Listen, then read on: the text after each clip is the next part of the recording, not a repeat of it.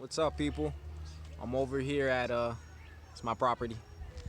Show it to you guys again. Woo. So that was actually the very first house that I ever bought. This one right here. It's a beautiful, beautiful house. I really wish I could show you guys the inside, but fortunately, I guess I have tenants inside, so I can't really show it to you guys the inside, but it's gorgeous. You know, new hardwood floors, new paint, stainless steel appliances. I did it pretty nice, to be honest. But I was showing you guys that because I want to pretty much walk you guys through the number, do another video where just completely honestly show you guys what the numbers look like, so you can get a more accurate depiction of what sort of returns you can expect, and then also kind of walk you guys through the story of how I got the home, how I bought that house when I was 22 years old. So they're having a little barbecue over here. It's jumping, so if you guys hear some music in the background, it's their barbecue. It's jumping. Like I said, I'm walking actually right now to another property that I own right around the corner from this one. So I'm gonna be walking during this, but not too far. But let me go back to original story. So I found that house a little over 2 years ago, and it was on the market for $125,000, 3-bedroom, 2-bath, and the old owner got it for $160,000, maybe 10 years or so before I bought it. So when they bought it, it was a new construction, $160,000. They ended up doing a short sale, so it was a short sale technically. And if you don't know what a short sale is you're underwater on your mortgage, aka you owe more money than the building is worth, and you work out an arrangement with your lender where instead of them foreclosing, they pretty much do a foreclosure without the whole legal proceeding. So they basically agree to sell the building at a loss, instead of going through the entire foreclosure proceedings and taking an even bigger loss. So it was on the market at $125 as a short sale. I offered the bank $132, technically $132.5. I'm not even gonna front. And I got it. They accepted my offer. And at that time, I had about $2,000 or so in my name. We're gonna pause this story real quick. I'm gonna hop back to it. This neighborhood I spent so much time here. I could tell you guys honestly about almost every house here. So I want to tell you guys about these homes right here. I had an opportunity to buy like 4 of these homes. The one this one, the green with the scaffolding outside, just sold for $50,000 at auction. $50,000 at auction, which is ridiculous because now I know that this is an abandoned house, so it's gonna give you a skewed perception. But say for instance, that house on the corner, probably worth $250,000. That house, $50,000. Oh, this joint jumping. Oh snap! They got the whole church outside. I thought it was a barbecue. It's actually church service. I forgot. Today's Sunday. You guys can see.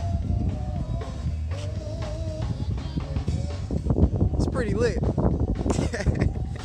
But anyway, so it was offered at $125. I offered them $132.5, and I got it.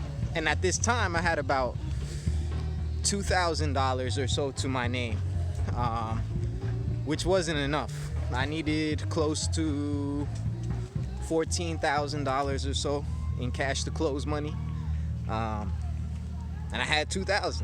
So I hit up my sister, and thankfully my sister was a couple years older than me. She'd been working for a few years, and she did the right thing. You know, she got a full-time job. She still lived at home with our parents, and she saved up as much money as she possibly could. And when the opportunity presented itself, I said, hey, I think this is a great buy. Do you want to go 50-50 on this house with me? And my sister robbed me. I gave her 50% equity in that building for what was probably like $12,000 or so. So she made an absolute killing. She owns half of that property now.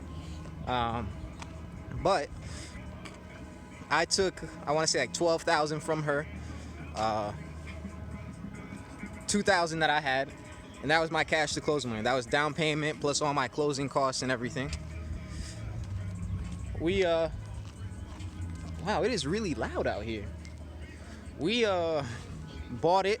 It was February of 2018.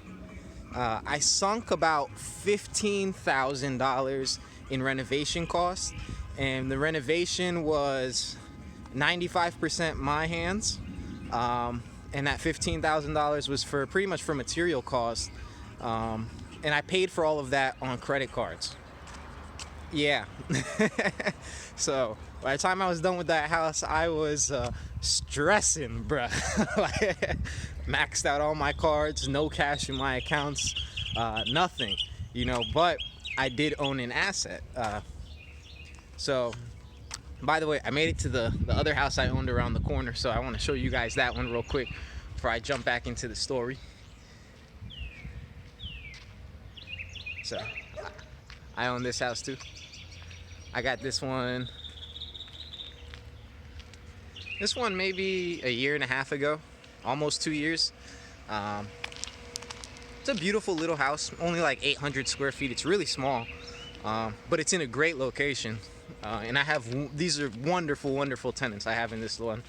Got it for $85,000. It's worth now maybe $115, $120. Tenants are paying $950. I could be charging them like $1,100 honestly, but they're, like I said, they're really great tenants, so I'm not really too worried about it. Back to the other story though, as I make a little loop back around, head back to the other house. So at this point, you know, $15,000 in renovation costs. I'm capped out, all my credit cards maxed out. I finally found some tenants though to put in. It took me a lot longer than I expected, not to find the tenants, but to finish the renovation work. So put the tenants in, and right now I think they're paying $1,300 a month, and the building is worth, let's say like $230,000. So my note on it to my lender is for, I want to say I have like $120,000 left on the note, and $15,000 in renovation costs that's sunk in, $14,000 down. So you could say $30,000 in on the 125 gets you at like 155. It's worth about $230 now. What's that? 45 plus 30, $75,000, pretty much in equity that I've made over the past 2 years now, just on that one property. So I would call that a pretty successful deal. And of course I did give half of the building away to my sister, but she doesn't need to be paid off. It wasn't a loan, it was an equity play, and we both have a fairly long-term perspective on investing, so I'm not really looking to, or neither one of us really are looking to cash out of that position or to be paid off or anything like that. So honestly, both of our goals is to kind of own that home for the next 100 years and yeah, just kind of prosper off of the equity play that'll come in as this neighborhood booms. I'm walking down, what street is this? This is 4 streets over from the house, and these houses, they're nice houses, you know? They sell for about $250,000. This neighborhood's becoming more and more desirable as more people move to the city. So we bought in an amazing location. Like I said, that's probably one of the nicest properties that I own.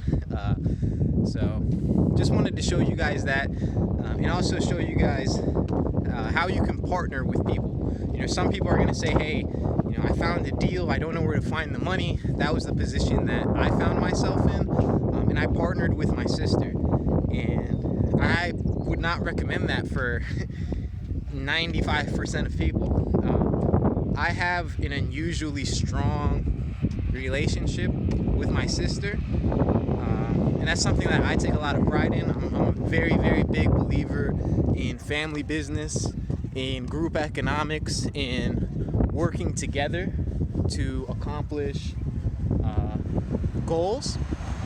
So they almost hit me. And working together to accomplish goals. So for me, it was a no-brainer. Hey, the power of two is greater than how far one can go alone. She had more dollars than cents, and I had more cents than dollars. So coming together was a pretty perfect scenario for that situation. But it's not going to work for everyone, and a lot of people aren't going to really be about the family business and the idea of family members or your friends giving you money. And I get it. You don't necessarily want to mix family and business, but I grew up in a family business, so for me it was common sense. This is how we prosper, this is how we strengthen the family unit, especially if you're looking at something like creating generational wealth. Who's in your generation? Your siblings. So you can tap in your friends, so you can tap into them. Friends and fools and family. What is it? Yeah, friends, family, and fools those are your first round of investors. I didn't get access to six-figure line of credits or anything like that until my sister would be willing to lend me money, or my father would be willing to lend me money. No one is going to be willing to lend you money if your family won't. If you think you have bad credit, you have a bad credit score or something, and you're like, oh, no one will lend me money, I have a bad credit score. Go to your friends, go to your family. If they won't lend you money either, now you really understand what having bad credit means.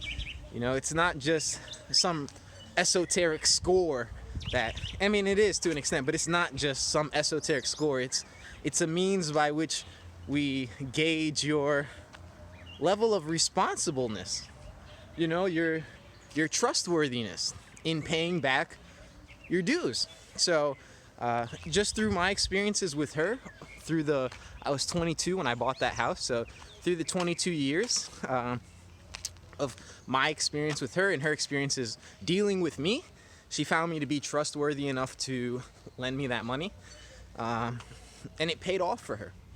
It's continuing to pay off for her, and it will.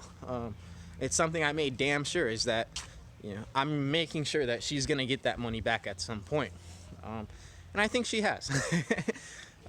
So that would be one of the biggest lessons or takeaways from that is don't shy away from looking at your friends and your family to provide support for you, and not just emotional support but financial support. If you are looking for investors, why is some random dude gonna give you, like I said, why is someone gonna give you a six-figure line of credit if your own family members won't invest a couple $100 or $1,000 or whatever amount of money it is into you? So look there first. And number two takeaway, debt is always cheaper than equity. And what I mean by that is my sister made a killing on that deal because I gave her equity in the building as opposed to taking out basically just giving her a loan. Taking that money as a loan would have benefited me 50 times more than taking out that money and giving her a piece of equity, because 50% of the equity of the building now is worth $30,000 or almost $40,000. So in 2 years she tripled or quadrupled her investment, 300-400 times her investment, as opposed to if she would have just given me a loan, could have just paid her back 10% interest or something like that. But like I said, I don't fault her, because at the end of the day, us coming together, the unification of that allowed the entire project to work. So two big takeaways. You guys can apply them however you want. I just wanted to show you guys that building, show you guys a little bit more of my neighborhood that I invest in. I have obviously a couple properties in the area, and yeah, my neighborhood's pretty lit. So I don't know where you guys invest, but my joint crank. As usual, y'all, have a good one. I really appreciate you guys watching the video, bearing with me as this shit is like mad shaky and like I'm going in and out of good light sources. So thank you guys once again. I really appreciate it. You guys have a good one. Stay blessed, y'all. One love. I'm out.